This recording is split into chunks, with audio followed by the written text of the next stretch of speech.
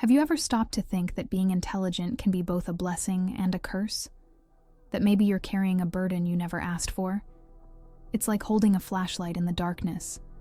It illuminates dangers no one else sees. But at the same time, its intense light can blind you to what's around you. Intelligence, often celebrated as the key to success, can also open the door to a world of pressure, loneliness, and crushing expectations. Perhaps you've felt this yourself, noticing patterns no one else sees, anticipating problems others overlook, and ultimately being held responsible for solving them. It's not uncommon to feel disconnected along the way, as if being ahead also means being alone. But hold on. In this video, we're going to explore how this duality of intelligence has been unraveled by Schopenhauer and other great thinkers. We'll uncover how, despite feeling like a weight, it can also be shaped into wisdom. By the end, you'll not only see your mind in a new light, but also discover ways to transform what feels like a burden into something that truly propels your life forward. Intelligence can be likened to a lighthouse in the dark. While it illuminates paths no one else notices, it also exposes the abysses and dangers we'd rather ignore. This ability to see beyond, though fascinating, comes with a weight not everyone understands. Knowing too much is like being at a party where everyone dances carefreely. But you're the only one who notices the cracks in the floor. You see things earlier, feel things earlier, and suffer earlier in everyday life. This translates to situations many have experienced. Imagine noticing the first signs of strain in a relationship, while the other person still believes everything is fine, or picking up on subtle changes in your boss's behavior and knowing, with unsettling clarity, that tough times are coming at work. For those who carry this ability to read the world, suffering often arrives before reality fully reveals itself. Nietzsche spoke of the weight of consciousness as a burden that makes existence harder. Schopenhauer, on the other hand, viewed intelligence as a kind of curse for those who possess it because it lays bare the emptiness of many illusions that keep us comfortable. It's like seeing the gears inside a clock that others admire only for its shiny exterior. The beauty of the whole fades when you understand its darker details. However, the paradox of intelligence is not just about the discomfort of knowing too much, but also about the isolation it can bring when you perceive more than others. It's easy to feel disconnected, as though you're living at a different pace. Perhaps the real question isn't whether intelligence is a gift or a burden, but rather how to live with the clarity it brings, without letting it dim the small joys that still exist in the bigger picture of life. There's a strategic charm in appearing to know less than you actually do. If intelligence often isolates us, as we've discussed, the ability to conceal it can create unexpected connections with others. Pretending to be unaware is not a sign of weakness, but a calculated move by those who understand that. By blending in, they can better navigate the dynamics around them. It's like playing chess with your queen hidden, waiting for the right moment to strike. This approach has the power to ease the pressures placed on those seen as the most intelligent in the room. Imagine a meeting where everyone expects you to be the source of all the answers, instead of delivering the solution immediately.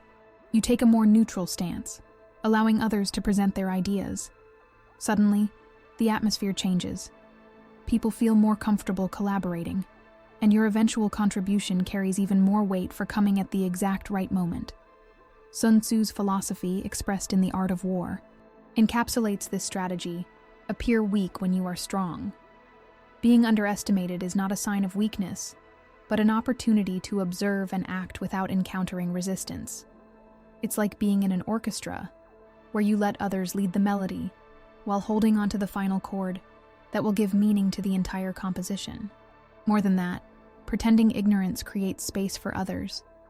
It's a skill that invites empathy and listening while you choose your moments to shine. It's not about diminishing your intelligence, but about using it with finesse, like moving pieces on a board with the precision of someone who has already foreseen the entire game. The secret lies in recognizing that not every battle needs to be won through direct confrontation. Sometimes, true power resides in being a quiet presence, letting others underestimate you until, at the right moment, your strength is revealed. After all, the impact of surprise has always been one of the oldest, and most effective, forms of intelligence. Silence is an invisible language that carries surprising power. In a world that often values those who speak loudly over those who think deeply, choosing silence might seem counterintuitive. However, it's not a sign of submission, but of mastery. It's like a deep ocean. While the surface may appear calm, the internal currents are in constant motion, revealing their depth to those who watch closely. This silent strength is evident in leaders who don't need to raise their voice to command. They wait, they listen, and when they finally speak, their words resonate with the weight of someone who has understood before reacting. Think of situations where you've seen someone stand out not for stating the obvious, but for knowing exactly when and how to intervene. This balance turns silence into a tool of power, not as an absence of action, but as a calculated presence. Plato once said, "Wise men speak because they have something to say, fools because they have to say something." This distinction lies at the heart of strategic silence. It gives us time to absorb, process, and choose the best way to respond. It's the opposite of impulsive reactions, and precisely because of that, it inspires respect. Those who master silence control the dynamics around them, shaping the rhythm of interactions like a conductor leading a symphony. In everyday life, this strategy is more common than we might think. In a heated discussion, the person who stays calm and silent often has the final word, not because they spoke last, but because they knew how to listen first. Gandhi captured this idea masterfully. Speak only if what you are going to say is better than silence. It's a practice that requires discipline, but also reminds us that not everything needs to be said. Sometimes, it's the space left by words that creates the most lasting impact. Silence is a reminder that wisdom isn't in the volume of the voice, but in the depth of thought. It's not an absence, but a choice. And, like all well-made choices, it carries a power that is only recognized by those with the patience to wait for the right moment to act.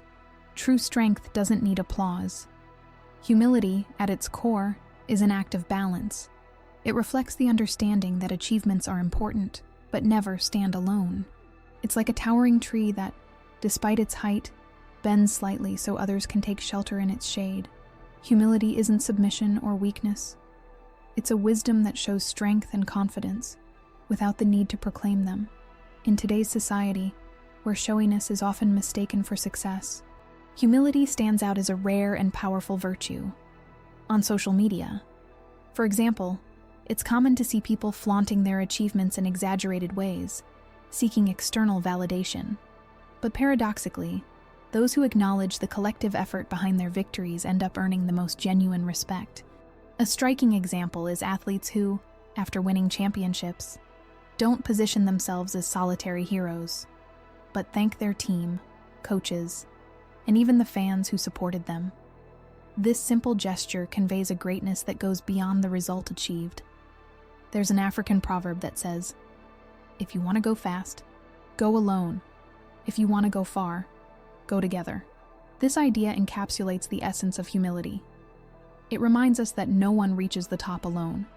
Behind every great achievement is an invisible web of support: colleagues, friends, family, mentors, and even adversaries who challenged you to improve. Acknowledging this doesn't diminish your accomplishments. On the contrary, it elevates who you are because it shows you don't place yourself above anyone else. Humility is also a path to building stronger and more meaningful relationships. Think of a workplace, for instance. A leader who recognizes the team's efforts rather than claiming all the credit for themselves not only inspires but also fosters a sense of belonging. When humility is present, it transforms rigid hierarchies into collaboration. People feel valued, creating a positive cycle of mutual respect. However, being humble doesn't mean dimming your own light. Often, we confuse humility with self-deprecation, but these are very different concepts. Being humble means having the courage to acknowledge that, even if you're good at what you do, there's still room to learn. It's accepting that success isn't a final destination, but a step in a continuous process. On the other hand, self-deprecation is underestimating your abilities, an act that not only weakens you, but also diminishes the inspiration your journey could provide to others. There's a reason why those who speak less about their achievements tend to command more respect. The noise of self-glorification can be deafening, while humility stands out in its contrast. When you act with simplicity, the impact of your actions speaks for itself. After all, How can we trust someone who constantly needs to remind us of their importance? So, if true strength lies in discretion, why do so many feel the need to shout about their victories? Perhaps because they haven't yet understood that the respect earned through humility is far more enduring than the respect bought through ostentation. Humility is like a river. It doesn't announce its arrival, yet its presence transforms everything around it. It nourishes the banks, brings life to communities, and sustains entire ecosystems, all without fanfare. Thus, humility is not just an ethical choice but a long-term strategy. The higher you climb, the more important it becomes to remember where you came from and who helped you along the way. After all, respect isn't just about what you achieve, but how you handle those achievements. And when you act with humility, the echo of your actions surpasses any words you could have spoken. As we've seen, intelligence can be both a gift and a burden. For Schopenhauer, it was more than that. An inevitable weight, but also an invitation to wisdom. He believed that seeing the world with greater clarity forces us to confront realities most people prefer to ignore. Instead of resisting this burden, Schopenhauer suggested a different approach. Adjust the straps of the backpack and learn to walk with it. Turning the burden into wisdom begins with acceptance. In everyday life, we often face situations where resistance only makes the weight heavier. Imagine a job that demands more from you than seems possible, or family conflicts that feel endlessly repetitive. In these moments, insisting on changing what's beyond our control only amplifies the sense of exhaustion. Schopenhauer invites us to face these situations with serenity, understanding that acceptance isn't giving up, but redirecting our energy to where it can be more effective. Think of someone carrying a heavy backpack. At first, the tendency is to complain, try to lighten the load, or even abandon it altogether. But if instead, you adjust the straps, balance the weight, and walk at a steady pace, the journey becomes less exhausting. The same applies to intelligence. It stops being an unbearable burden when we learn to use it strategically, choosing which battles to fight and where to direct our energy. The practice of acceptance, so valued in Schopenhauer's philosophy, also resonates in contemporary therapies like acceptance and commitment therapy, ACT. The goal isn't to deny discomfort or run from it, but to learn to coexist with it, channeling our focus into actions aligned with our values. It's a process that reframes the weight of intelligence, not as a punishment, but as an opportunity for growth.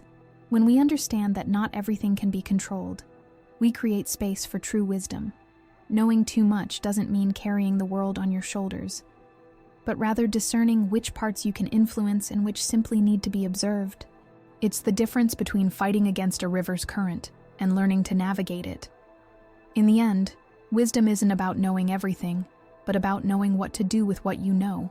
Schopenhauer teaches us that intelligence can be a path to freedom. Not the freedom to escape the weight, but the freedom to find balance while carrying it. Accepting this duality is what transforms the burden of awareness into a steady, enduring strength. But how can we turn what feels like a burden into something that genuinely drives our lives forward? Think about the times when your mind feels ahead of others, noticing patterns and problems before anyone else. This could happen at work, in relationships, or even in your own thoughts. In these moments, a simple practice can help. Grab a notebook or your phone's notes app and write down what's occupying your mind. Divide these concerns into two categories: what you can control and what you need to accept. This doesn't remove the weight entirely, but it adjusts the straps of your backpack, balancing the load and making it easier to carry. Another powerful approach is strategic silence. Try listening more in a conversation or meeting, allowing others' ideas to flow before you speak. When you choose the right moment to intervene, your words carry more weight, and the pressure to always be ahead diminishes. Sometimes, the greatest wisdom lies in waiting, in observing the river before deciding how to cross it. And perhaps most importantly, remember that not every battle needs to be fought now. Some simply need to be observed as you focus your energy on what truly matters.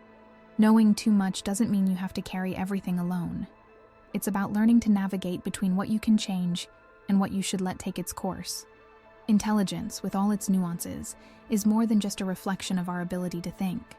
It's a guide that helps us see the world more clearly, But it's also a reminder that we don't always need to carry everything by ourselves.